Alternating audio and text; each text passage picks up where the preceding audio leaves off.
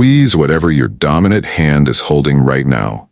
A phone, a mug, the arm of your chair, the edge of a desk. Feel the pressure between your thumb and your other forefingers. That little pinch of force you did not have to think about. You did not invent that grip. It was carved into your hand by a hunt that almost killed your great-great-grandfather 11,000 autumns ago. To understand why your thumb does what it just did, we need to go back to one cold morning in 9,200 BC, to a stretch of low grassland called Doggerland, a country that today lies under the gray water of the North Sea. A 19-year-old hunter named Anik is crouched in wet grass that smells like sleeping iron. He is holding a spear shaft cut from a reindeer rib, tipped with a sliver of flint his father napped before he died. The largest deer that has ever walked the earth is lowering its head to drink. Its antlers are 3 meters wide. Tip to tip, they span farther than the height of 2 adults stacked on top of each other. The animal is called Megaloceros giganteus, and almost no human group in the previous 200,000 years has been stupid enough or desperate enough to walk toward one on purpose. Anik is about to. He is not alone. There are 3 others with him in the grass. 4 humans, 1 animal, 10 times their weight. If you had been standing where Anik was standing, you would have heard your own heartbeat in your teeth. You would have smelled the wet copper of crushed grass under your knee. You would have understood, before anyone said a word, that one of you was probably not walking back to camp tonight. I want to slow down here, because the modern word for what Anik was about to do is bravery. That is the wrong word. More honest word for it. Desperation. Nobody hunts Megaloceros because they want to. People hunt Megaloceros because the easier animals are already gone. Of every 10 hunters who tried to bring one down, archaeologists estimate 4 did not walk home. The trauma marks on late Magdalenian skeletons are not subtle. They are puncture wounds the exact diameter of an antler tine. Now run your finger along your jaw. You have no fangs. Look at your nails. You have no claws. Your skin is thin enough to tear on a thorn. You can be outrun by almost every large mammal on this planet, and yet your ancestors walked toward a 700-kilogram deer with 3-meter weapons growing out of its skull, willingly, repeatedly, for 2,000 years.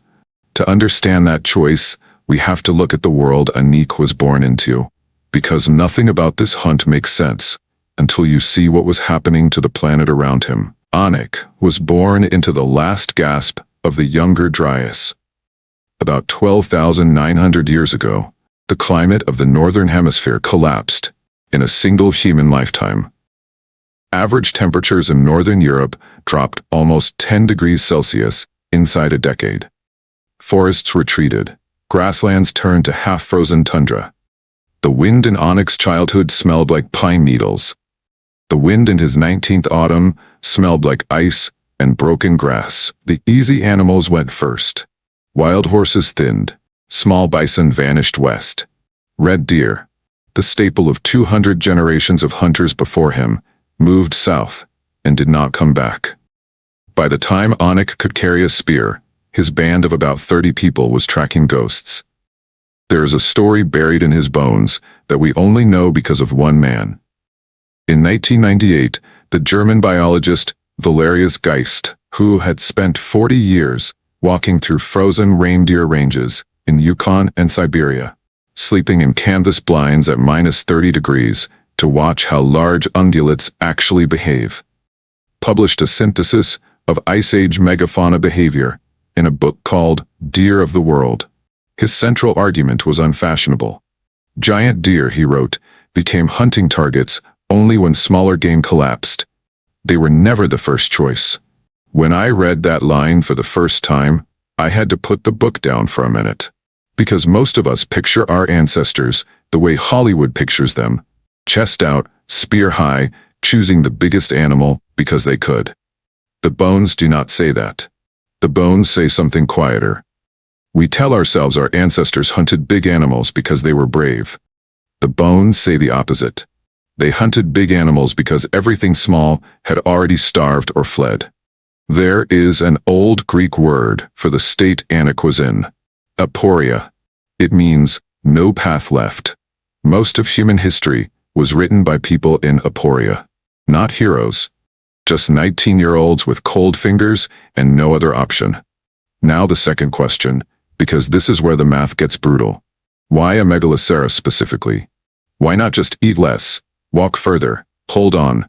Because the calorie math will not let you. In a northern European winter, a working adult burned somewhere around 6,000 kilocalories a day just maintaining body temperature, walking, hunting.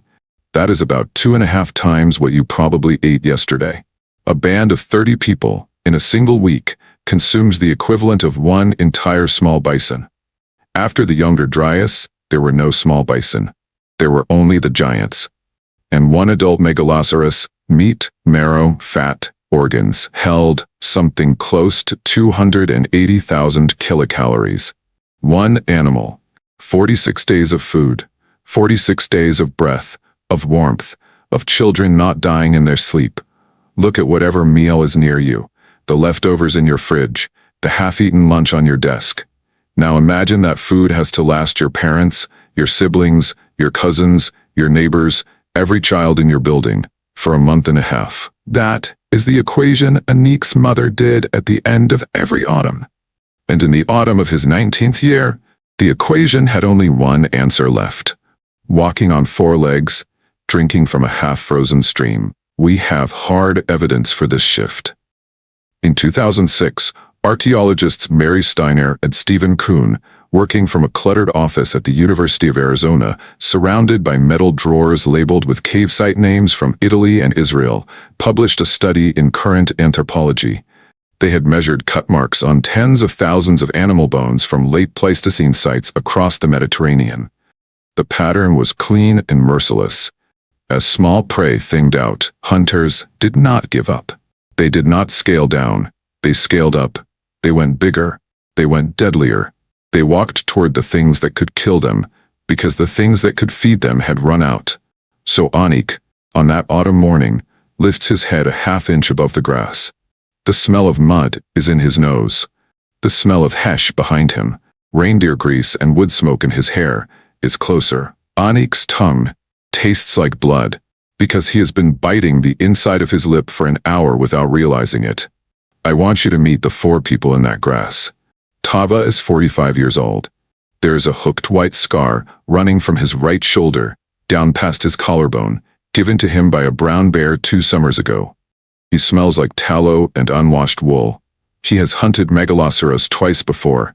He is the only one of them who has. This is his first big game hunt. His hands are shaking so badly, he has tucked the butt of his spear under his armpit to hide it. He has not eaten since yesterday. His eyes keep darting to Tava, asking a question he is too ashamed to ask out loud. Yule is Anik's older brother, 27. His wife is at camp, 6 months pregnant. He has not told her he was going on this hunt. He has not slept properly in 4 nights. And Anik, 19, fingers gone numb from cold to the second knuckle. He cannot feel the flint anymore. He can only feel the vibration of his own pulse traveling up the spear shaft. They split. Anik and Hesh are the lure. Tava and Yule circle wide. Anik bursts up through the grass. The Megaloceros' head snaps toward him. The antlers sweep down so fast, they whistle. Hesh trips on a root and goes down hard. Tava lunges from the right flank. Yule drives his spear up between the lower ribs. Into the soft place behind the diaphragm. Into the lung. The animal screams. It is not a sound a deer should be able to make. It is closer to the sound of a tree being split. It twists. The antlers come back across like a scythe. They catch Hesh in the upper thigh. Anik's chest does not feel fear. His chest feels nothing. Every nerve in his body has been routed straight to his eyes. If you have ever felt your body move before your mind catches up, swerving from a near crash, catching a falling glass, pulling a child back from a curb, you have touched the smallest edge of what Anik was inside that minute. The Megaloceros sinks to its knees, then to its side. Then it stops. Hesh is bleeding out into the grass. The femoral artery is severed. There's nothing any of them can do, and Tava knows it first. Hesh dies in about 12 minutes, while Yule holds his head and tells him a story about a river that nobody has ever heard before. They drag the deer back to camp. They drag Hesh back to camp. A successful hunt in Onyx's world means two bodies. Now here is where most modern readers looking back get the math wrong. We assume success means the kill. For Onyx people, success had a different definition. In the late Magdalenian sites where Megaloceros bones are excavated, archaeologists often find a second skeleton buried nearby, a human one. Trauma data suggests that the success rate of a Megaloceros hunt, meaning kill the deer and get everyone home, was roughly 60%, which is the polite way of saying 1 out of every 3 of these hunts, somebody you loved did not walk back.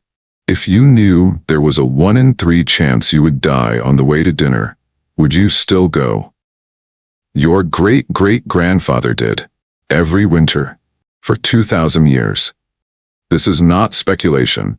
In 2022, paleoanthropologist Jean-Jacques Hublin, bending over a magnifying scope in a basement room at the Collège de France in Paris, surrounded by cardboard boxes of femurs, labeled in faded brown ink, published a paper in PNAS on healed and unhealed fractures in late Upper Paleolithic skeletons. The unhealed fractures clustered. They were almost all on one side of the body, at one angle, consistent with the geometry of an antler tine driving downward at speed. He gave the wound a name, the hunter's signature, a break that did not have time to mend. When Anik lost Hesh, he had no one to teach him what to feel. There were no books, no recorded songs about grief, no language yet for what was happening inside his ribs. He had to invent his own way through it. 11,000 years later, when something hard happens, most of us still do. If any of this has made you think about that, about how hard it is to actually sit with a feeling you do not have words for yet, that is what our sponsor for this video helps with. It is a quiet tool for putting unspoken things into language, even when there's nobody available to hear them. There will be a link below if it is useful to you.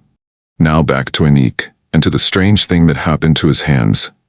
Because here is what those 2,000 years of hunting did to your body. The handle of a Megaloceros killing spear is jerked sideways the moment the tip enters the animal. The deer thrashes, twists, swings its head, and the shaft becomes a lever, trying to rip itself out of the hunter's grip. Whoever held on, lived.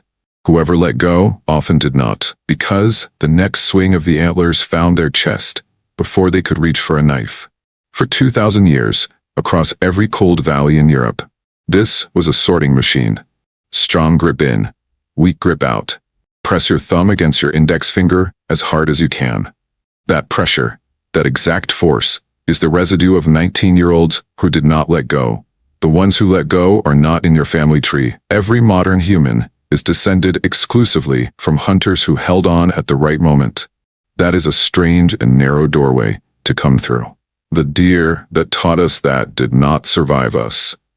In a 2019 paper in Quaternary Science Reviews, paleontologists Adrian Lister and Anthony Stuart, Lister working out of the Natural History Museum in London, in a basement room where one of the only complete Megaloceros skeletons in the world hangs above his desk, traced the giant deer's final extinction to roughly 7,700 years ago. The last one died in what is now the Ural foothills of western Russia.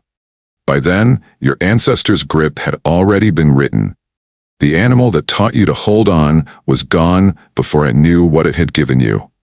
When you hug your child, when you take someone's hand in a hospital corridor, when you ball your fist in the dark because something has frightened you, you are using a gesture that was finalized in the moment Yule drove a spear between the ribs of an animal taller than him. Your love is being delivered by hardware your ancestors built out of their fear. We think we evolved to be predators. The truth is closer to the opposite. We evolved to be the smallest, weakest, slowest large mammal in the room, and stay in the room anyway. If you have ever stood in a natural history museum and looked up at a mounted Megaloceros skeleton, the light around it is that pale gallery light, the color of old paper, clean, quiet. But the light that fell on those antlers when they were still attached to a living animal was low and orange, and it smelled like wet grass and crushed iron, and somewhere just out of the frame, a 16-year-old was bleeding into the dirt, while his older friends tried to keep him awake. We picture our ancestors around the fire, telling victory stories. Some nights, sure. But there must have been other nights too. Nights where nobody spoke at all, because the person they would have most wanted to tell the story to was the one they had just buried. When I first read about hunters like Anik, not the real Anik, but the composite of him you can assemble from cut-marked bones and antler trauma at 2 in the morning when you cannot sleep, I had a thought I still cannot put down. The hardest decisions of our species were not made by heroes. They were made by 19-year-olds who were hungry, cold, and out of better options. History does not get written by courage. It gets written by necessity. Anik did not become extraordinary by hunting a Megaloceros. He became extraordinary by being ordinary in a year where ordinary meant walking toward a 3-meter antler. The hardest thing you had ever done in your life, the thing that took the most out of you, was probably not chosen either. It was the thing you did because there was nothing else.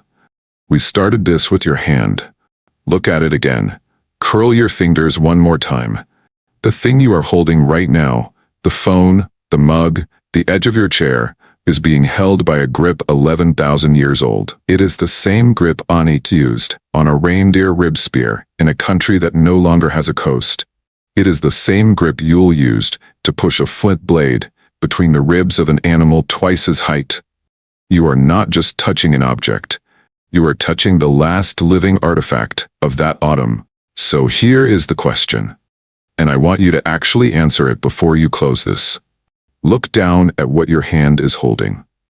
Now ask yourself, what in your own life right now you are still holding on to, even though it is shaking, even though it might pull you off your feet. Because if you are still holding on, you already know what Anik knew. The grip is not bravery. The grip is just refusing to let go.